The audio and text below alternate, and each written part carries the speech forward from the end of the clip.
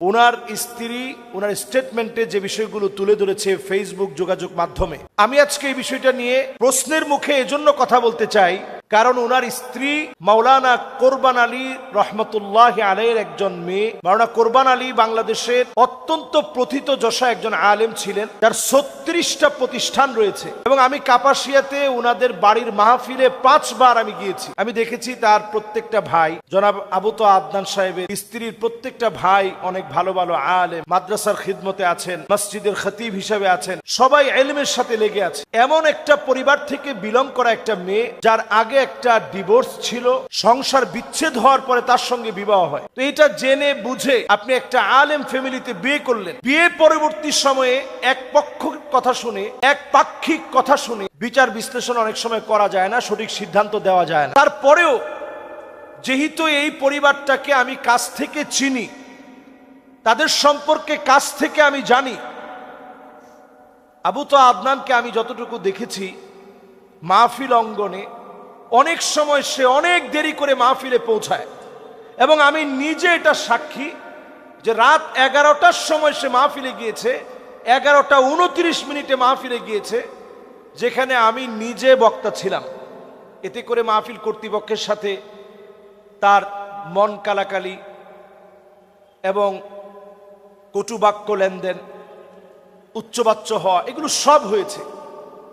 আমরা এই অঙ্গনে আজকে 11টা বছর ধরে কথা বলি, কিন্তু আলহামদুলিল্লাহ কথা বলতে গিয়ে আমরা দেখেছি, আমরা তাদের কাছ থেকে কথা নিব, ফানজুরু আম্মান তাখুযুনা দীনাকুম। আমি যুবকদেরকে লক্ষ্য করে বলি, তাদের কাছ থেকে কথা নিবেন যাদের চুলের গোড়া থেকে শুরু করে পায়ের তালু পর্যন্ত পরিবর্তন আছে, তাদের কাছ থেকে কথা নিবেন। আমরা অনেক সময় যেটা করি, বাহ্যিক মানুষের পরিবর্তন দেখে অনেক সময় তার কথাগুলোকে আমরা অমূল্য মনে করি। হতে পারে তার কথায় মানুষ হেদায়েত হবে, কিন্তু পারিবারিকভাবে একটা মানুষ যদি আখলাকি না হয়, যদি পারিবারিকভাবে খয়রুকুম লি আহলি, পরিবারের কাছে যদি আপনি সেরা হতে না পারেন, তার স্ত্রী যে স্টেটমেন্ট দিয়েছে সেখানে বারবার বলেছে যে তাকে আঘাত করা হয়েছে, প্রতিদিন আঘাত করত, মারত, খারাপ ব্যবহার করত। তার স্ত্রীর ক্ষেত্রে আমি এতটুকুন বলবো যে তিনি এসে যেভাবে লাইভে কথা বলেছেন, প্রথমে যেভাবে লাইভে এসে বলেছেন, হয় তাকে আমার কাছে ফিরিয়ে দেন, না হলে আমাকে তার কাছে নিয়ে যান।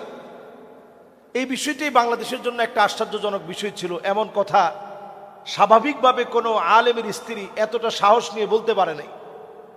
তো আমি নিজের চোখে দেখেছি আবু তো আদনান সাহেব এই স্ত্রীর প্রশংসা অনেক মাহফিলে করছেন, যেটা খোলামেলা এরকম প্রশংসা সচরাচর আলেমরা করতে এটা গায়রত মনে করে, আত্মমর্যাদায় লাগে, এরকম মনে করে নিজের স্ত্রীর কথা, ঘরের কথা তেমন আলোচনায় আনে না।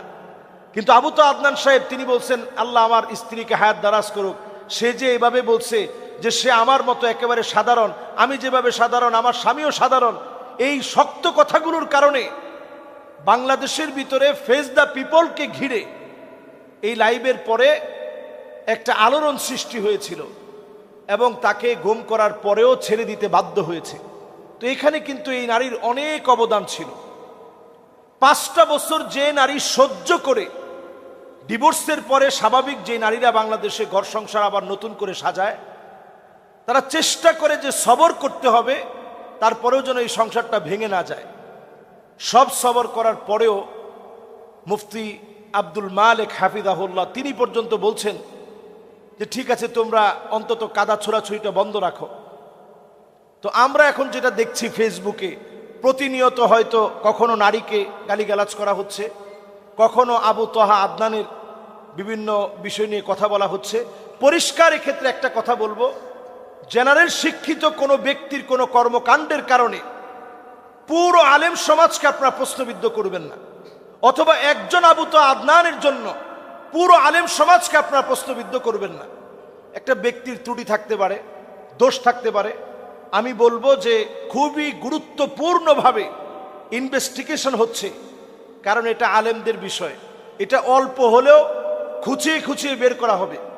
ইনভেস্টিগেশন হচ্ছে, ইনভেস্টিগেশনে অনেক কিছু হয়তো আপনাদের চোখের সামনে চলে আসবে, যেটা আপনারা বিশ্বাস করতে পারবেন না।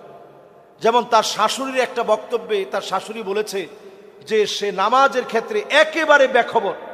এখন আল্লাহ আলাম, আল্লাহ ভালো জানেন যে কথা সত্যতা কতটুকু। তার স্ত্রী বলেছে যেটুকুন উনি লাইভে বলেছে এটা 100 ভাগের ভিতরে 10 ভাগ, আরো 90 ভাগ প্রকাশ করে নাই কি পরিমাণ নির্যাতন করা হয়েছে। তো এটা তো একটা আলেমের চরিত্র হতে পারে না। এবং স্ত্রীর ক্ষেত্রে আমি যেটা বলবো যে তার যে একটা আগের সংসার ছিল, সেই সংসারে তার যে একটা হক, সেখানে একটা ইনসাফ প্রতিষ্ঠা করা, আদালত প্রতিষ্ঠা করা, এটার ক্ষেত্রে যে ব্যত্যয় ঘটানো হয়েছে, তার চোখের পানি কিন্তু এই সংসারটা নষ্ট হওয়ার জন্য অন্যতম দায়ী। এরপরে এই বোনের পক্ষে যদি আপনি না বলেন, যাকে প্রতিনিয়ত মারা হয়েছে, যা রাসূলুল্লাহ সাল্লাল্লাহু আলাইহি সাল্লামের সিরাতের সম্পূর্ণ পরিপন্থী, আখলাকের সম্পূর্ণ পরিপন্থী, আখলাকের সম্পূর্ণ বিরোধী, এই বিষয়ে তো আমাদের সমাজকে সচেতন করা দরকার। যদি আজকে এই বিষয়ে আমি কথা না বলি, আপনি কথা না বলেন, অনেকে মনে করবেন যে একজন আলেম, তার ব্যাপারে কথা যদি বলি তাহলে আলেম সমাজের উপরে কথা আসবে। আবু তহা আদনানকে নিয়ে যে বিষয়গুলো নিয়ে বারবার প্রশ্ন আসছে এবং কথাটা বলা আমি দায়িত্ব বলে মনে করছি। জনাব আবু তহা আদনান বাংলাদেশের সুপরিচিত দিন প্রচারকদের মধ্যে তিনি একজন, যারা দিনের কথা বলেন তাদের মধ্যে একজন, দাঈ ইলাল্লাহ। যদিও তিনি মাদ্রাসায় পড়েছেন, মাদ্রাসায় পড়ুয়া, কোনো আলেম নন। আলেম বলতে যা বোঝানো হয় বাংলাদেশে, এই সিস্টেমেটিক পদ্ধতিতে তিনি গড়ে ওঠা কোনো আলেম না। জেনারেল থেকে আসা, হঠাৎ করে ঘুম হয়ে যাওয়া এবং চমকপ্রদ আখিরুজ্জামান, শেষ জামানার গল্প, যা নবীজি সাল্লাল্লাহু আলাইহি সাল্লাম বলেছেন, যে কথাগুলো আমরাও আমাদের অসংখ্য আলোচনায় আখিরুজ্জামান নিয়ে কথা বলি, এই কথাগুলোকে তিনি অত্যন্ত সুন্দর উপস্থাপনায় জাতির সামনে পেশ করেছে। জাতি উনার কথাগুলো গ্রহণ করে নিয়ে অনেক যুবকের পরিবর্তন হয়েছে। নতুন একটা ট্রেন্ডিং শুরু হয়েছে, একাধিক বিবাহ, একাধিক বিবাহ। আপনি একটু তাকায় দেখেন, যারা এই একাধিক বিবাহের প্রবর্তক হিসাবে বাংলাদেশে নতুন করে নিজেদেরকে অ্যাপ্রিশিয়েট করছে, নিজেদেরকে বাংলাদেশে প্রমোট করছে এবং প্রবর্তক বলে তারা মনে করছে, তাদের পারিবারিক অবস্থাটা এমন, তাদের অনেকেরই ঘরে কোনো সুখ নেই। আজকের এই কথাটা আমি এই জন্য এখানে বলছি, কারণ অসংখ্য মিডিয়ায় এখন শুধু এই প্রশ্ন আসছে যে ব্যাপারে আলেমরা কথা বলছে না কেন, আলেমদের এই ক্ষেত্রে করণীয় কি, আলেমদের চারিত্রিক এরকম সমস্যা যদি জাতির সামনে উঠে আসে, জাতি কার কাছ থেকে কথা নিবে?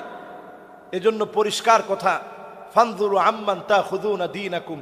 আগে আপনি লক্ষ্য করবেন ওই লোকটার দিকে, চুলের গোড়া থেকে পায়ের তালু পর্যন্ত সুন্নতের অনুকরণ আছে কিনা। শুধু মাইকের সামনে সুন্দর আখলাক, এটা কিন্তু আখলাকের বহির্প্রকাশ না। নবীজি সাল্লাল্লাহু আলাইহি সাল্লাম বিখ্যাত সেই হাদিসের দিকে যদি আমরা রাসূলের তাকাই, আসাফারতা মাআহু, তুমি কি তার সাথে সফর করেছো? আতাআমালতা মাআহু, তুমি কি তার সাথে লেনদেন করেছো? যদি সফর আর লেনদেন না করেন, আপনি কেমনে বুঝবেন লোকটা ভালো মানুষ?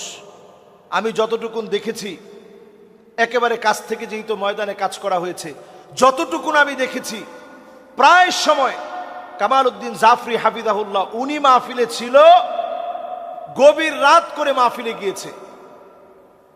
আমি নিজে মাহফিলে ছিলাম, 3 জায়গায় তার সাথে মাহফিল নিয়েছি, তাকে পাইনি। গভীর রাতে মাহফিলে গিয়েছে, কারণ পুরো টাকা না দিলে সে মাহফিলে যাবে না। অসংখ্য মাহফিলে এই জাতীয় ঘটনা ঘটেছে। এগুলো আলেমদের জন্য অত্যন্ত অসুন্দর, আলেমদের জন্য অসম্মানজনক এবং এগুলো দৃষ্টিকটুর। মানুষের কাছে এগুলো প্রকাশিত হলে অসম্মানজনক হবে। আজকের এই আলোচনা থেকে আমি সজাগ করতে চাই, আমরা গালিগালাজ করার ক্ষেত্রে সতর্ক হই, কথা শোনার ক্ষেত্রেও সতর্ক হই, কার কাছ থেকে কথা শুনছি। আমি এক মাহফিলে নিজের চোখে দেখেছি 11:29 যাওয়ার পর মারামারির অবস্থা। তো এই যে এই জাতীয় ঘটনাগুলো ঘটেছে এতদিন ধরে, এমন কথাও শুনেছি, আল্লাহু আ'লাম, আল্লাহ ভালো জানেন, যেরকম মানুষের সামনে প্রকাশ করছে, এই বিষয়গুলো যখন প্রকাশিত হবে, জুমার নামাজ যেখানে পড়াতেন ওই এলাকার মানুষ কাপাসিয়াতে, আমি সেখানে 5 বার মাহফিলে গিয়েছি, সে এলাকার মানুষ আমাকে বলেছে যে ইচ্ছে মতো এসে সময় গময় নাই এসে জুমার নামাজ পড়াতো। তো এই বিষয়গুলো কিন্তু সজাগ থাকতে হবে। একজন দায়ী সব বিষয়ে আপনাকে সজাগ দৃষ্টি রাখতে হবে। এবং এমন বিষয়গুলো যখন আমরা শুনি আমরা ব্যথিত হই। একটা বোনের আর্তনাদ আমাদেরকে অনেক সময় ব্যথিত করে, একজন মায়ের আর্তনাদ আমাদেরকে ব্যথিত করে, একজন ভাইয়ের আর্তনাদ আমাদেরকে ব্যথিত করে। কাজেই এই বিষয়গুলো একেবারে ছোটখাটো বিষয় না। ভুলে ভরা মানুষের জীবনে অনেক ভুল আছে। হুন্না লিবাসুল লাকুম ওয়া আনতুম লিবাসুল লাহুন্না, তারা আমাদের কাছে আমাদের পোশাকের মতো। এই পোশাক যেন ময়লা না হয়, এটা আগে থেকে আপনার সজাগ থাকা দরকার ছিল। আরেকটি বিষয় বলতে চাই, আমরা যারা ফেসবুক চালাই, আপনি যদি সৎ একনিষ্ঠ মুখলেস হন, আপনি আপনার ফেসবুকের অ্যাক্সেস আপনি আপনার স্ত্রীকে দিয়ে দিবেন। তার তো নতুন করে ফেসবুকের দরকার নেই। ফেসবুকে এত ফলোয়ারের দরকার তো আপনার স্ত্রীর নেই। আমাদের বাসায় যারা আছে, আমার ফেসবুক সবাই চালায়। আমার ট্যাব, আমার আইপ্যাড, আমার মোবাইল, সব জায়গায় একটা ফেসবুক লগ ইন করা। সবাই এটাতে যে কোনো মুহূর্তে অ্যাক্সেস করতে পারে, প্রবেশ করতে পারে, দেখতে পারে। এতে করে আমি নিজেও সন্দেহমুক্ত থাকলাম, বাসার সবাইও সন্দেহমুক্ত, একটু শান্তিতে থাকলো। এজন্য অন্তত আর আমরা এই বিষয় নিয়ে কাদা ছোড়াছুড়ি চাই না। যা হয়েছে সুন্দর একটা সমাধান হোক, এবং এই ক্ষেত্রের দায়ভার যেন আলেমদের কাঁধে না আসে। আল্লাহ যেন আমাদেরকে বোঝার তৌফিক দান করেন। আসসালামু আলাইকুম ওয়া রাহমাতুল্লাহি ওয়া বারাকাতুহু।